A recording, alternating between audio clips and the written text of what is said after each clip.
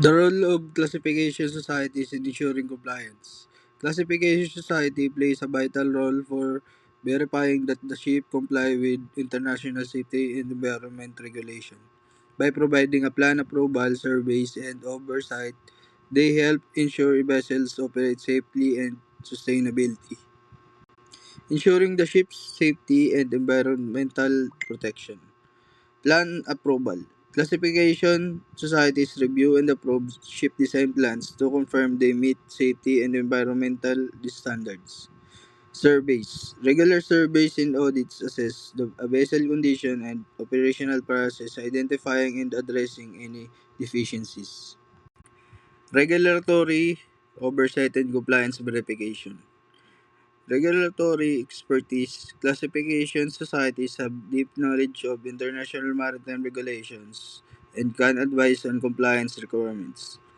Compliance verification. They confirm ships meet standards through rigorous inspection and testing and certification process. The classification process. A plan, approval, and surveys. One is design review. Classification societies review and approve the design of the ship plans to ensure compliance with safety and environmental regulations. Two is construction surveys. Surveyors monitor the construction process, verifying the ship is built according to the approved design. Three is periodic inspection. Ongoing surveys and audits assess the vessel condition and operational practices throughout its lifetime. Partnering with flag states and port authorities. Flag states classification society work closely with flag state administration to ensure safe comply with national regulation. And port authorities, they also collaborate with port state control to verify vessel compliance with before it enters a port.